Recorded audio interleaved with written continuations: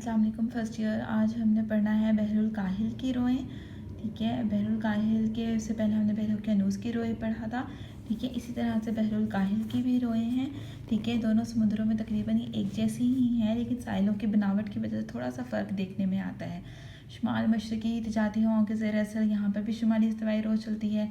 ठीक है, और जनूबी इस्तवाई रो चलती है। मगरबी हवाओं के ज़ेर असर यहाँ पर भी बहरुल काहिल की जो झाल है वो बनती है।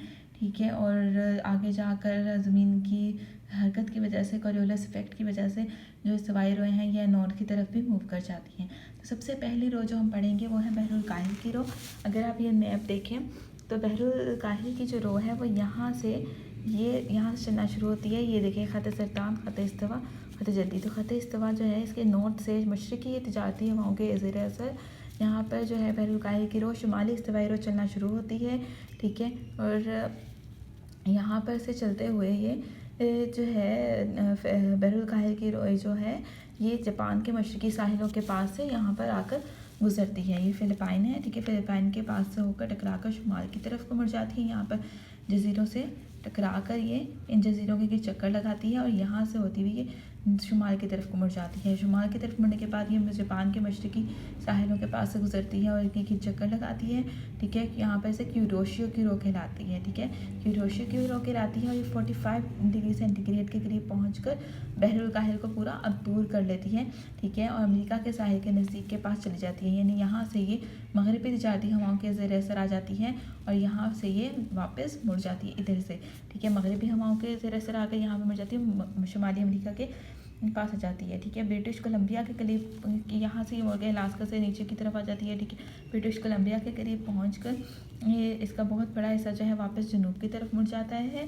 ठीक है, ये कोलंबिया का इलाका है और नीचे जो है ये कैलिफोर्निया तक पहुँचकर शुमाली इस्तवाई रो में शामिल हो जाती है। ये जो शुमाली इस्तवाई रो है कैलिफोर्निया के पास है कि यहाँ पर आकर ये वापस जो है उसमें शामिल हो जाती है। कुछ हिस्सा इसका पीछे की तरफ मुड़ जाता है।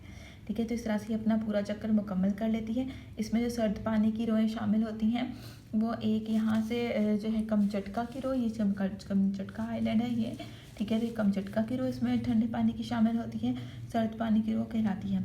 ठीक है, फिर जनूबी इसमें बहुत सारे जजीरे हैं जिनके लिए चक्कर लगाती है, उन्हीं नामों से मनसूख हो जाती हैं। फिर बहरुल काहिल के जनूब में अगर हम देखें तो जनूबी इस्तवाई रो यहाँ से चलती हुई, ठीक है, इस तरफ आती है और बहुत सारे जजीरात इनसे टकराती हैं और इनको टकरा कर वापस जनूब की तरफ मुड़ जाती है, जो कि मशरक़ी ऑस्ट्रेलिया की रो कहलाती है।